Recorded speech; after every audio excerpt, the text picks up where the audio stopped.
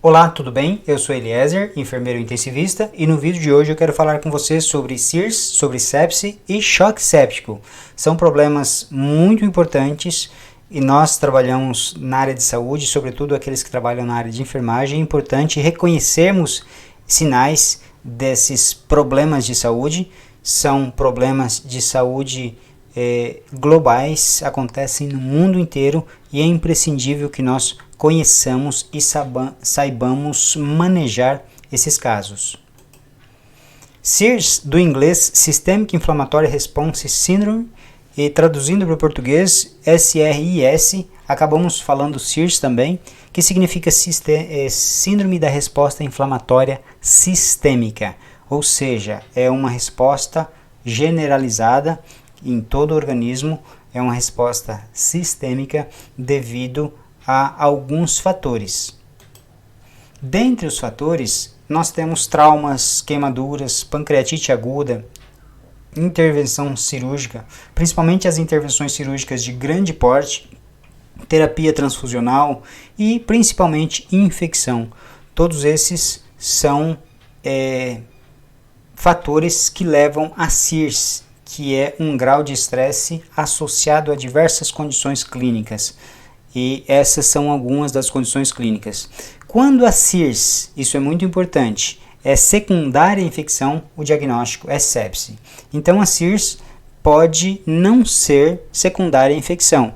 Quando ocorre essa alteração de sinais vitais sem infecção, como trauma ou uma cirurgia de grande porte, por exemplo, não é sepse, mas exigem cuidados também, muitas vezes cuidados dentro da UTI. Quando é associado à infecção, o diagnóstico é sepse. A SIRS se caracteriza pela presença de ao menos 2 dos seguintes critérios clínicos. Vejamos, temperatura corporal acima de 38 graus ou abaixo de 36. Alguns estudos mencionam acima de 37,8 ou abaixo de 35 graus. Então cabe a você verificar qual é o critério adotado na instituição na qual você atua. Outro critério é a frequência respiratória, maior que 20 respirações por minuto. Alguns estudos mencionam maior que 22 respirações por minuto. Também uma pressão de CO2 menor que 32. Alguns estudos mencionam menor que 34. Frequência cardíaca maior de 90 batimentos por minuto, leucocitose com leucócitos acima de 12.000 ou leucopenia com leucócitos abaixo de 4.000. Também a presença de 10% de bastonetes, que são aqueles leucócitos jovens. 2 desses critérios clínicos sugerem SIRS. É importante nós acompanharmos de perto, tomarmos alguns cuidados, principalmente nós que somos da enfermagem, estamos 24 horas ao lado do paciente, é imprescindível que saibamos reconhecer esses sinais de SIRS. Aqui nós temos uma figura ilustrativa, um monitor e uma parte do hemograma aqui, um leucograma. Na primeira figura, os sinais vitais aqui da figura estão normais, mas para destacar que a temperatura, a frequência cardíaca e a frequência respiratória, quando alteradas, nós precisamos nos atentar a isso, ficarmos alertas, que pode ser um sinais de sepse. Vendo a figura de um monitor remete à UTI, mas é bom destacar que mesmo na enfermaria, isso também ocorre. No pronto atendimento, o paciente pode chegar já com esses sinais, ele pode ter tido uma infecção comunitária, uma pneumonia, uma infecção do trato urinário, uma infecção ali de foco abdominal e outras, um trauma, e ele pode apresentar os sinais de SIRS também. No leucograma, nós observamos aqui leucócitos aumentados acima de 12.000 ou leucopenia abaixo de 4.000 ou presença de mais de 10% de leucócitos jovens, que são os bastões ou bastonetes. Aqui temos outra figura que menciona que quando a SIRS é secundária à infecção, o diagnóstico é sepse. Uma resposta desregulada à infecção levando à disfunção orgânica. Então vejam só, na CIRS existe uma alteração dos sinais vitais, mas não há disfunção orgânica. Na sepse existe a alteração, as alterações dos sinais vitais associadas à disfunção orgânica. Disfunção orgânica é disfunção de um órgão ou de alguns órgãos, né? Então aqui nós temos como exemplo, na coluna da direita, um caso aqui característico de sepse, nós vemos rebaixamento de nível de consciência, que é uma disfunção neurológica, ou podemos ter dispneia ou de saturação de oxigênio menor que 90%, ou uma oligúria, uma redução do volume urinário, uma disfunção renal nesse caso, ou também hipotensão, uma pressão arterial mais baixa que o normal.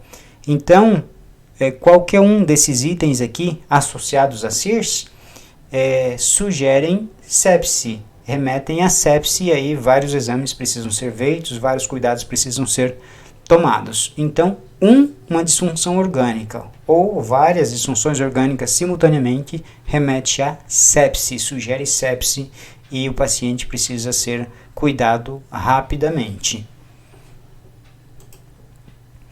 Existem algumas ferramentas atualmente, alguns sistemas computacionais que emitem alertas quando ocorrem alterações nesses sinais vitais que podem indicar uma sepse, por exemplo.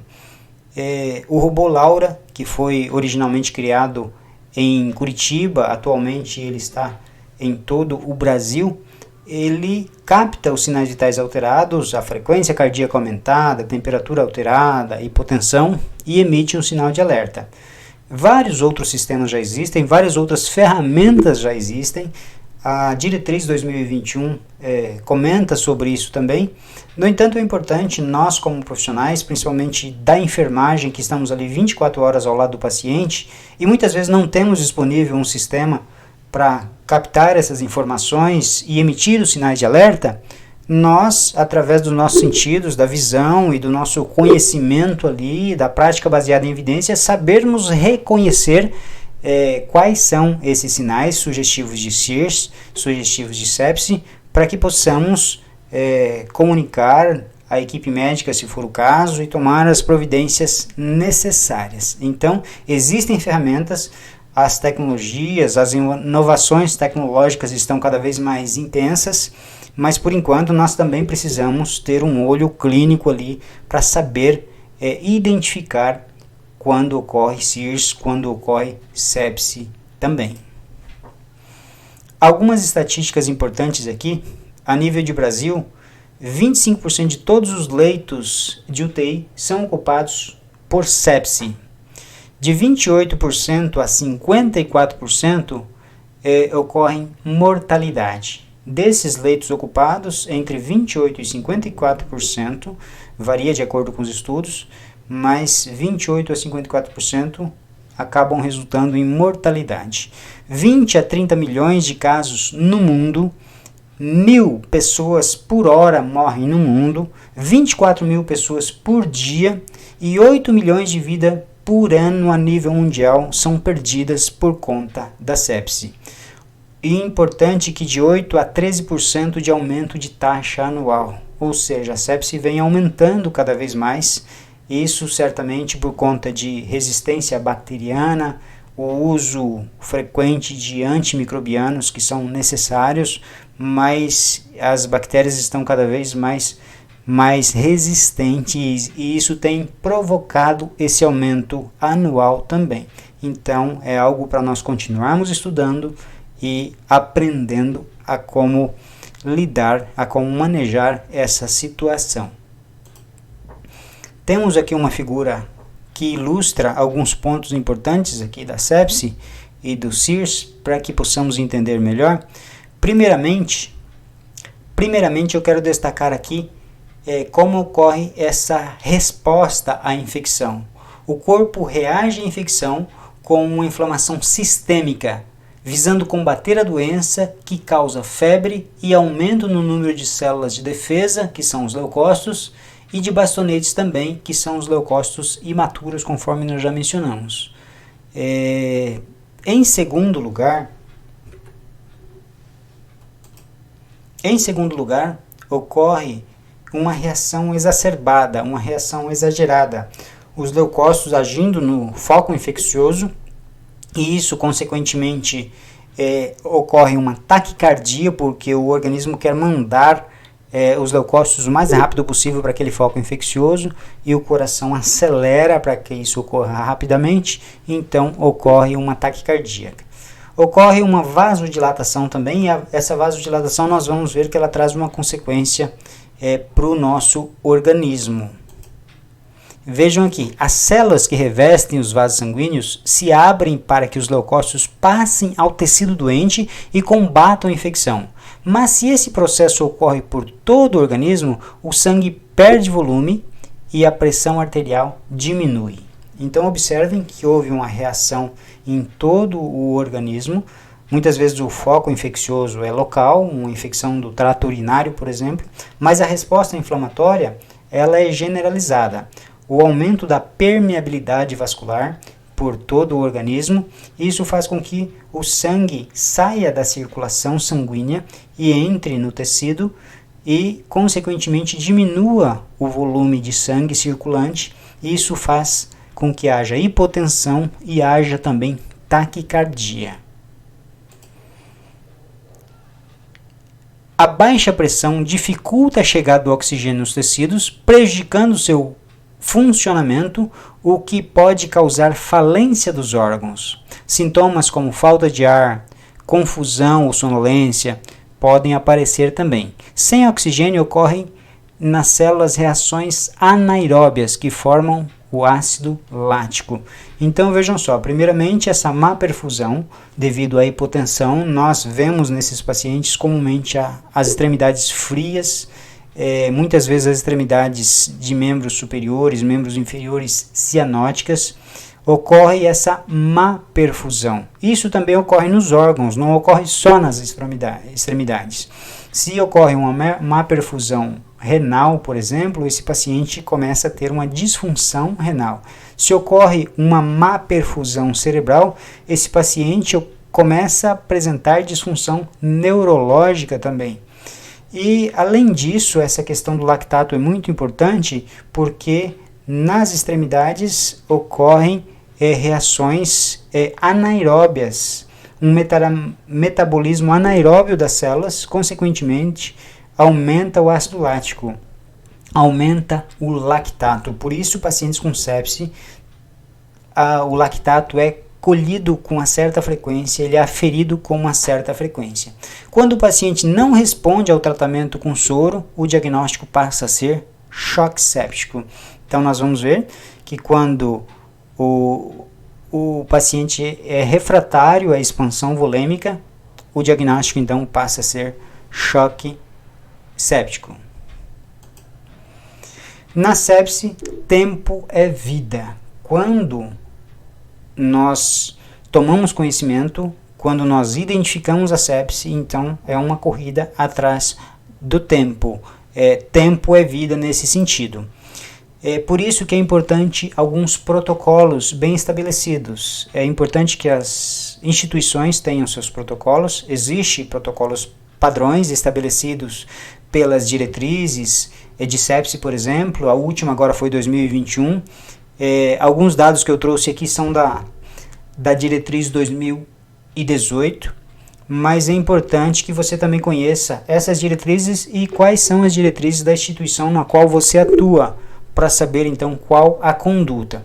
Quando nós padronizamos condutas baseadas em evidência, baseadas em ciência, para a sepse, por exemplo, nós garantimos boas práticas assistenciais. E o benefício do protocolo são os seguintes, conforme é mencionado aqui: redução de mortalidade, redução do tempo de internação hospitalar, redução dos custos do tratamento, retorno precoce do paciente às suas atividades habituais e também um diferencial na qualidade do atendimento multiprofissional. Todos esses são condutas, são medidas e protocolos estabelecidos para que possamos ter melhores resultados. O pacote de 1 hora esses pacotes mencionados aqui são de diretriz 2018. O pacote de 1 hora é um conjunto de medidas, é um bundle que visa atender rapidamente esse paciente que está com sepse ou com a suspeita de sepse. Então nós temos que medir o nível de lactato, medir novamente o lactato se o inicial for maior que 2, obter hemoculturas antes de iniciar os antibióticos, iniciar antibióticos de amplo espectro, se o foco infeccioso não é estabelecido inicialmente, então inicia-se um antibiótico de amplo espectro. Posteriormente, se há um diagnóstico de qual foco infeccioso, então é utilizado o antibiótico mais específico para aquele foco. A ressuscitação volêmica com 30 ml por quilo de cristalóide para hipotensão ou também para lactato maior que 4. Então acontece ali uma expansão volêmica, uma ressuscitação volêmica. 30 ml por quilo, se o paciente tem, por exemplo, 70 quilos, 30 vezes 70 dá 2.100 ml. 2 litros de cristalóide, por exemplo, 4 frascos de 500 ml de Ringer lactato.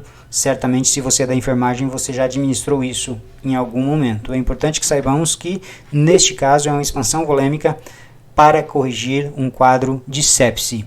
Iniciar vasopressores se o paciente é hipotenso durante ou após a ressuscitação volêmica para manter um APM maior que 65. Iniciar vasopressores se o paciente hipotenso durante ou após a ressuscitação volêmica para manter uma pressão maior que 65. Isso é fundamental também. O pacote de 3 horas, veremos aqui que ele é bem compatível com o pacote de 1 hora. Algumas instituições adotam o pacote de 1 hora, outras adotam o pacote de 3 horas. Eles são muito semelhantes. É importante você conhecer qual é o pacote estabelecido na instituição que você atua. Então, medir o nível de lactato, obter hemoculturas antes da administração dos antimicrobianos, administrar antibióticos de amplo espectro e quarto, administrar 30 ml por quilo de cristalóide para hipotensão ou lactato maior ou igual a 4. Esse é o pacote de 3 horas. O pacote de 6 horas, use vasopressores para hipotensão que não responde à ressuscitação fluídica inicial. Se você fez aquela expansão volêmica ali com 2 litros de Ringer lactato, não houve uma resposta, então você inicia agora com vasopressor. E também quando ocorre uma PAM menor ou igual a 65. No caso de hipotensão persistente após a administração inicial de líquidos, a PAM persiste menor que 65, ou se o lactato ainda inicial é maior que 4, reavaliar o estado do volume e a perfusão tecidual e documentar os achados. Meça novamente o lactato se o lactato inicial estiver elevado. Então, é preciso ser aferido novamente. Existe, desde outubro, a diretriz 2021 de sepse. Não comentarei sobre ela neste vídeo. Num próximo vídeo eu quero comentar detalhadamente sobre esta diretriz. Mas é importante que você saiba que ela existe, está disponível, você encontra ela na internet, é um documento de 67 páginas. Geralmente você encontra em inglês. É importante nós estudarmos essa diretriz também. Em um vídeo posterior, destacando, eu estarei comentando sobre essa diretriz 2021. Lima e Picanso, 2015, destacam aqui que a sepse é identificada por estadiamento. O primeiro é a Síndrome da Resposta Inflamatória Sistêmica, que é a SIRS. O segundo é a evolução da primeira fase para a sepse, ou seja, quando tem todos aqueles sinais alterados da primeira fase, que é a SIRS, associado a uma disfunção orgânica ou mais disfunções orgânicas, nós temos um quadro de sepse. E o terceiro é o choque séptico, quando há uma hipotensão refratária à expansão volêmica, nós temos um quadro de choque séptico. E é importante que sabermos que a mortalidade no primeiro caso de SIRS ela é menor e vai aumentando conforme o problema se torna mais grave. Na sepse, essa mortalidade aumenta e no choque séptico é ainda bem maior. Choque séptico, de acordo com a descrição aqui, nós já mencionamos, sepse que evolui com hipotensão não corrigida com reposição volêmica. A PM permanece menor ou igual a 65, de forma independente das alterações de lactato. Então, neste caso, há um choque séptico. Existe um artigo de Pimentel 2019 que destaca os cuidados de enfermagem para os casos de sepse, de choque séptico, de SIRS. São 7 artigos avaliados por Pimentel 2019. É uma revisão integrativa. Ela trouxe aqui os cuidados de enfermagem de cada um dos artigos. No artigo 1, por exemplo, o enfermeiro, na sua abordagem inicial, observa as manifestações clínicas de hipoperfusão apresentadas pelo paciente, como hipotensão, hipoxemia e oligúria. A observação de parâmetros hemodinâmicos como a frequência cardíaca, PVC, saturação venosa de oxigênio, deve ser destacada. A coleta de gasometria arterial também é prioridade e uma das suas funções depois de avaliar e aplicar os bundles para sepse. Segundo, o segundo artigo destaca identificar precocemente a sepse, controle da área de infecção, coleta de culturas, antibiótico terapia após coleta de cultura, estabilização hemodinâmica após aplicar o pacote de manutenção de 24 horas. Terceiro, o enfermeiro deve realizar a reposição volêmica, suporte inotrópio, terapia relacionada ao agente agressor, monitorização hemodinâmica e com coleta de lactato também. O quarto artigo destaca, tanto na fase 1 quanto na fase 2, as medidas tomadas foram a aplicação de bundles para sepse.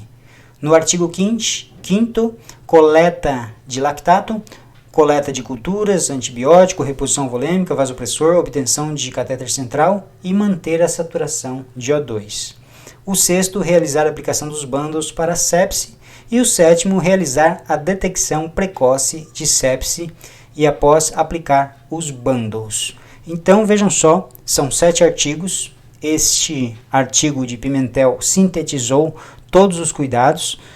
Alguns se repetem aqui, mas é importante nós destacarmos que, em suma, aqui estão os principais cuidados de enfermagem relacionados à sepse. Se você é profissional de saúde, se você é enfermeiro, é importante conhecer este conteúdo. Este vídeo não pretende esgotar o tema proposto aqui, mas pretende fomentar esse estudo, fomentar este conhecimento. Se você tem alguma coisa para complementar, pode descrever aqui embaixo, comentar aqui embaixo. Se você gostou do conteúdo também, dê seu like aí. E grande abraço e até o próximo vídeo.